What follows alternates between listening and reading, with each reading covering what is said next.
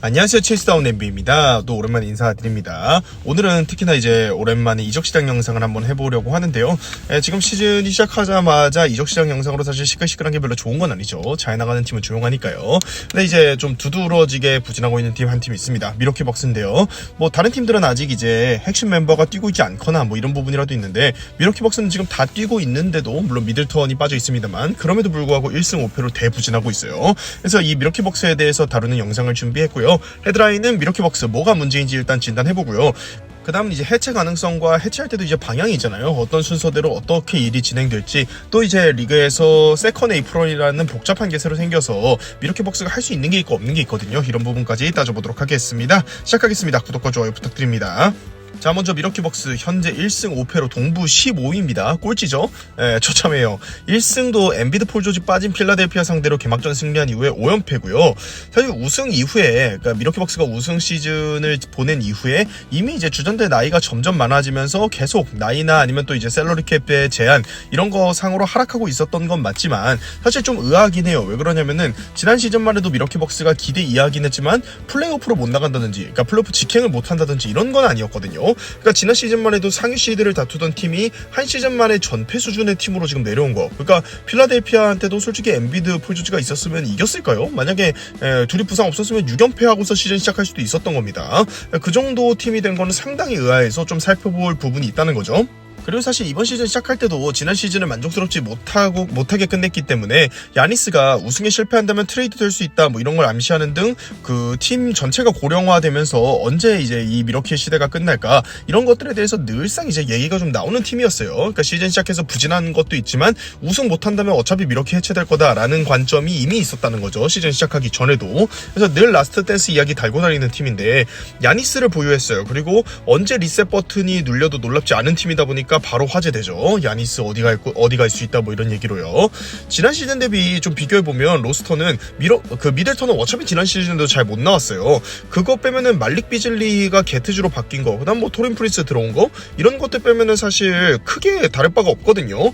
그리고 토린 프린스 같은 경우에는 그냥 이제 미니멈으로 영입한 선수죠. 저게 뭐 MLE를 쓰거나 이런 것도 아닙니다. 그래서 딱히 큰 출혈이 있었거나 이런 것도 아니라서 크게 내려갈 이유가 없는데 크게 내려가고 있는 희한한 상황의 미러키 벅스입니다. 기본적으로 지적받고 있는 거는 바비 포르티스와 팻 코너튼의 기량, 저 벤치 멤버들의 기량인데요. 미러키에서 지금 10분 이상 뛴 선수들 중 왼쪽에 지금 표를 보시면은 포르티스는 독보적인 넷 레이팅을 기록하고 있습니다.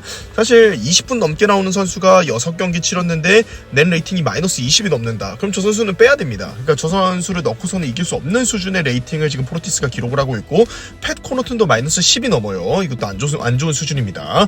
그리고 큰 기대를 모았던 딜론 라이트도 부진 중이긴 한데, 딜론 라이트는 벤치 멤버 3인 중에서 지금 그래도 제일 나은 편이거든요.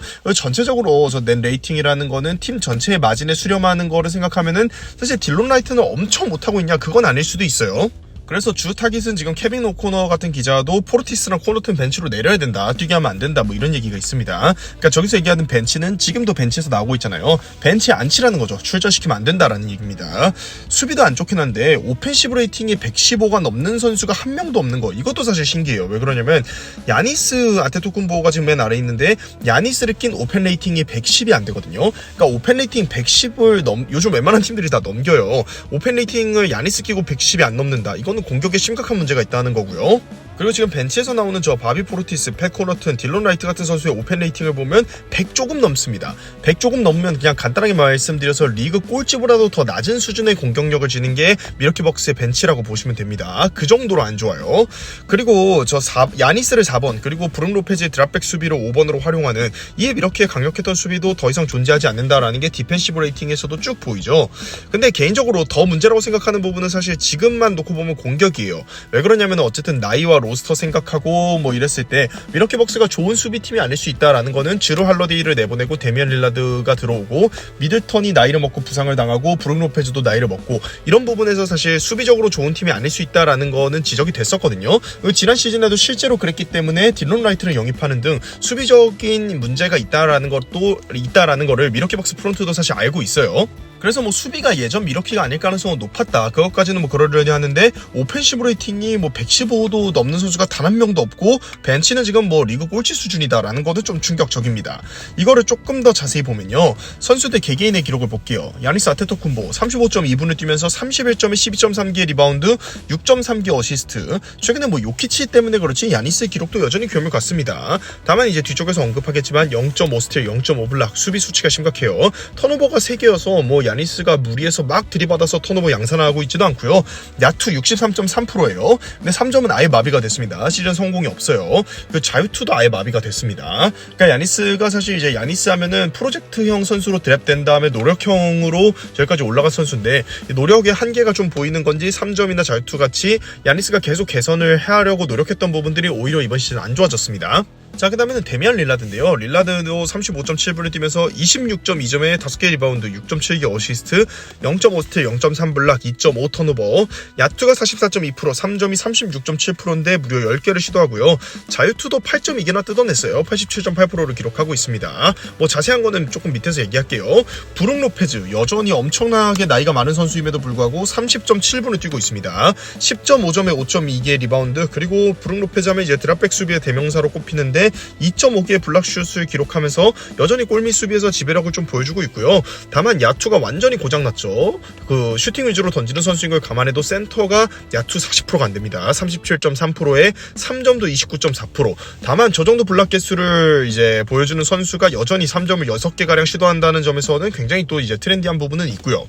그 다음에 사실 득점 볼륨이 높은 선수가 포르티스예요. 11점인데 근데 24.2분을 뛰면서 11점에 7.7 리바운드.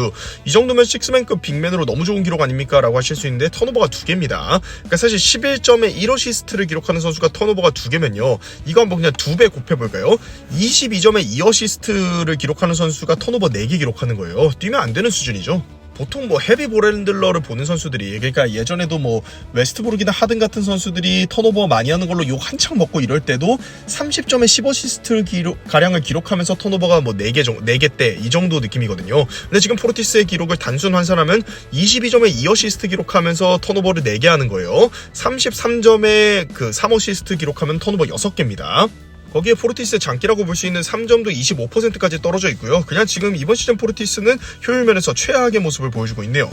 그 다음에 또 이제 기다려 모았던 게리 트렌트 주니어인데요. 31분가량 충분히 많은 플레잉 타임을 부여받고 있지만 8.7점에 그쳤고요. 그리고 리바운드랑 어시스트 수치가 심각해요. 주전으로 30분 이상 나오는 선수가 리바운드 1.5개, 어시스트 1개 기록하면은 사실 나오면 안 되죠. 이것도 스틸 개수는 늘 이제 활동량이나 오히려 이제 수비에서 스틸 부분에 있어서만큼은 좀 괜찮은 평가를 받는 선수인데 이번 시즌에도 스틸을 1개, 턴오버는 0.8개로 스틸이 턴오버보다 많네요.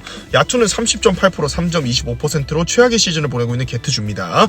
그 다음에 유일하게 지금 이제 미러키에서 슛감이 좋은 선수인데 토린 프린스 30.8분 뛰면서 9점, 5.3개 리바운드, 1.7개 어시스트, 1.3개 스틸, 0.8개 턴오버, 야투 56.8%, 3점이 54.5%입니다. 시도 개수는 물론 4개도 안 되긴 하지만요.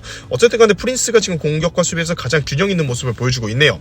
자, 그래서 이 기록을 갖고 좀 살펴볼 텐데 지금 원투펀치 화력은 훌륭해요. 그러니까 뭐 이러니 저러니 해도 1옵션이 31점에 6.3 어시스트에 2옵션이 26.2점에 6.7개 어시스트 한다. 그리고 자유투도 지금 둘 다 뭐 야니스는 10개 넘게, 릴라드도 10개 가까이 뜯어내고 있고, 릴라드는 지금 3점 10개 이상 시도하면서 엄청난 시도 개수를 보여주고 있고요. 턴오버도 둘 다 3개 이하예요. 무리하고 있지도 않습니다. 그래서 야니스 릴라드가 뭐 잘 맞는 조합이다, 사실 잘 안 맞는 조합이다, 이런 얘기를 하기에 떠나서 일단 둘을 공존시키는 거, 그러니까 코트 위에 둘을 내보냈을 때 공격에서 각자의 뭐 손해가 발생한다든지, 그러니까 둘이 같이 내보내는 게 오히려 손해다, 이런 상황은 지금 발생하고 있지 않습니다. 그러면 사실 지금 뭐 더 돋보이는 부분은 뭐냐면 토린 프린스를 제외하고요, 팀 전체적으로 3점이 엄청나게 부진하고 있거든요. 이게 오히려 문제예요. 위에 한 줄이 밀렸네요. 죄송합니다. 지금 팀 전체적으로 3점이 엄청나게 부진 중인 게 눈에 보이고, 이 부분은 이제 추후 반등의 여지는 뭐 있을 수 있죠. 왜냐면 3점을 잘 던지던 선수들이 단체로 안 들어가고 있으니까요. 다만 그걸 감안해도 지금 위 선수들의 스탯을 보시면 브룩 로페즈 10.5점, 포르티스 11점, 게트주 8.7점, 프린스 9점. 그러니까 지금 이제 15점은커녕 12점 넘는 선수도 없거든요. 그리고 더 처참한 건 야니스랑 릴라드 제외하면 어시스트가 2개 이상인 선수도 없어요. 그러니까 어시스트 2개 이상도 없고 득점 12점 이상도 없다. 그냥 팀 공격이 뭐 아까 오펜시브 레이팅 왼쪽에서 보셨지만 좋은 게 말이 안 되겠죠. 아니 미러키 다른 선수들 뭐 좀 안잭주나 뭐 누구 잘한다는 선수도 있지 않습니까? 라고 하는데 득점을 갖고 오면 코너트 3.8점, 그 딜런 라이트 2.5점, 안잭주 1.8점, 그 다음 에이시 그린 3.4점입니다. 롤 플레이어들의 공격 부진이 너무도 심각하고요. 사실 이런 거는 얘기할 때, 그러니까 지금 원투펀치는 뭐 그래도 이름값을 하고 있는데 전체적으로 팀 오펜스가 너무 부진하다. 그럼 얘기를 해볼 수 있는 게 저런 로스터를 구성한 프런트나 아니면 이제 감독의 공격 전술 뭐 이런 거를 얘기해 볼 수 있겠죠. 지금 골든스테이트가 스테픈 커리 없이도 굉장히 이제 분투하고 있는데 그 부분은 역시나 골든스테이트 하면 시스템 아닙니까? 좋은 시스템을 갖고 있는 팀은 그 롤플레이어들이 스탯이 좋거든요. 근데 반면에 이렇게 지금 미러키 벅스는 롤플레이어들의 스탯이 죄다 안 좋기 때문에 이거는 감독 전술에 문제가 있지 않냐라는 얘기를 해볼 수 있다고 생각을 합니다. 공격 얘기를 뭐 했고 사실 수비는 스탯으로만 얘기하기는 어렵긴 한데 그래도 수비 얘기도 좀 할게요. 전체적으로 스틸 블락 수치 처참합니다. 지금 야니스가 0.5 스틸 0.5 블락 하고 있는데 물론 표본이 6경기긴 합니다만 이게 어느 정도로 낮은 수치냐면 야니스가 데뷔 시즌에 24분 뛰었거든요. 그때도 0.8 스틸 0.8 블락을 기록했어요. 그러니까 이 수치를 36분 기록 정도로 환산해보면은 야니스가 이번 시즌 정도로 스틸과 블락을 적게 기록한 시즌이 야니스 여지껏 데뷔 이래 비슷한 수준은 한 번도 없었습니다. 엄청나게 낮은 커리어 로우예요. 그래서 최근에 야니스의 수비 태도 이런 것도 좀 지적이 있죠. 야니스의 수비 공헌도가 사실 저 수준이라면은 더 많은 수비 부담을 가져야 하는 그 스몰 라인업의 5번 역할로 야니스를 쓰는 게 더 부담이 될 수 있어요.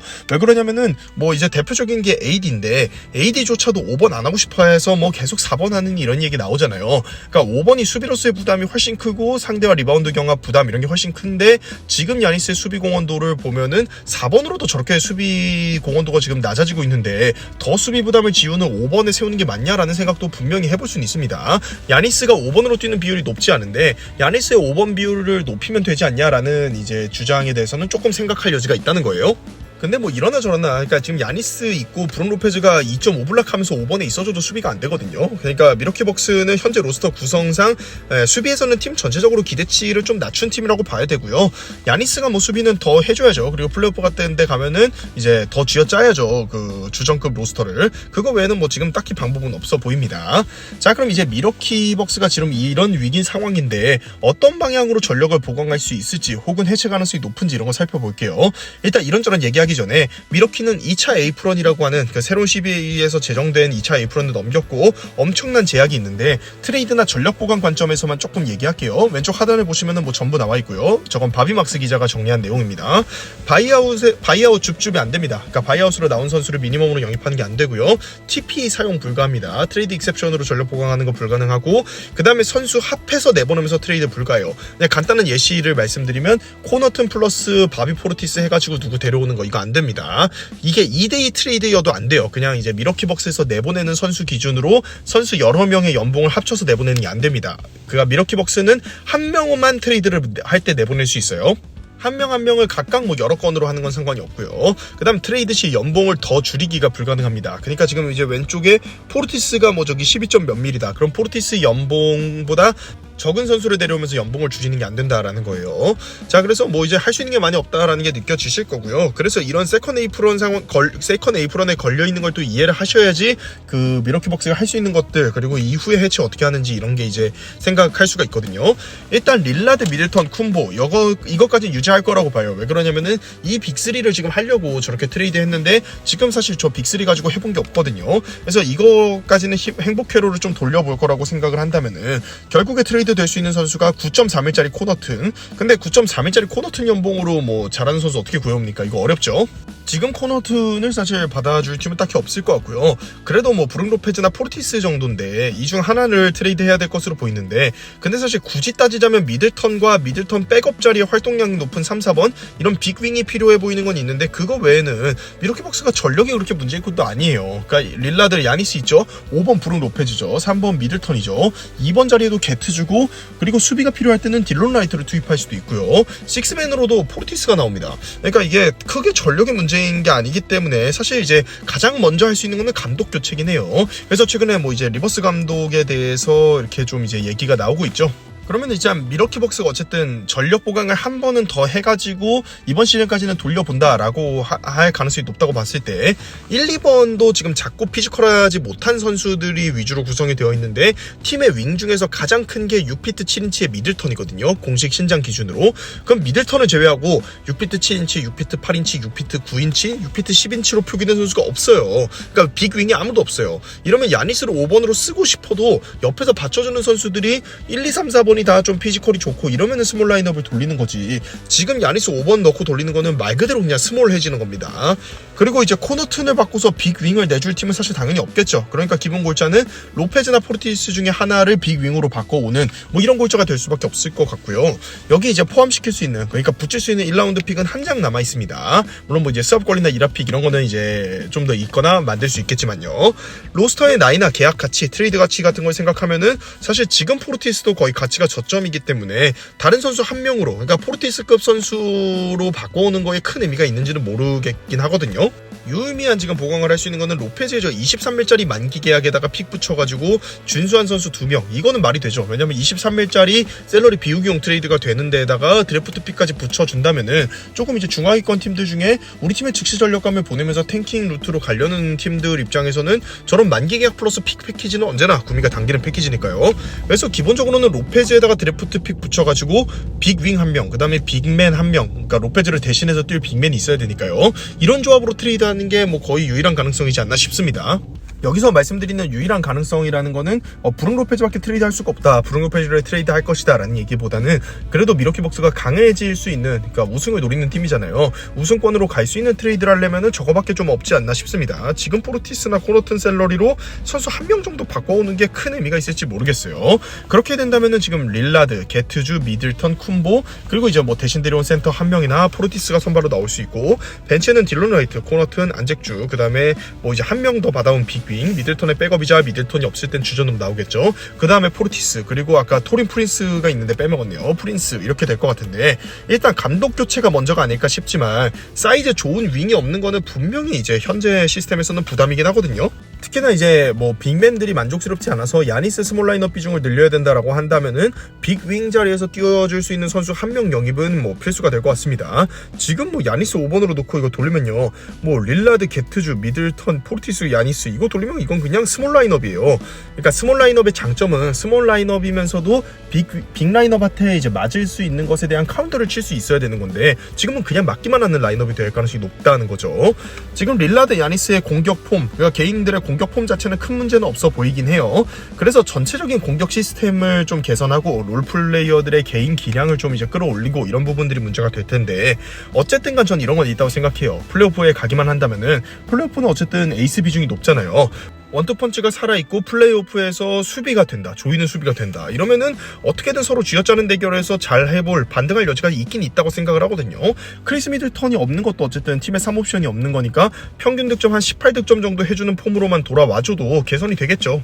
근데 어쨌든 계약상으로나 나이상으로나 이제 4번 야니스, 5번 브룩 로페즈 라인업의 상대 팀들이 더 이상 힘들어하지 않거든요. 쉽게 공략을 좀 하고 있기 때문에 사실 이 라인업이 오래됐어요. 그러니까 브룩 로페즈가 미러키로 간 이래로 저 이제 미러키의 야니스 4번, 브룩 로페즈 5번 라인업이 무려 이제 뭐 부데놀저 감독 시절부터, 그러니까 듀란트가 뭐 골스에 있던 시절부터 저 라인업을 했었거든요. 그러니까 저 수비가 옛날엔 잘 됐는데 이제는 저게 안 되기 때문에 저 수비 시스템에는 좀 종말을 고해야지 않을까 싶습니다. 그러니까 미러키 벅스가 현 상황으로 안 된다, 뭔가 큰 변화를 줘야겠다라고 봤을 때 할 수 있는 거는 결국 이제 로페즈 쪽을 건드리는 게 아마 가장 큰 트레이드가 좀 되지 않을까 싶은데요.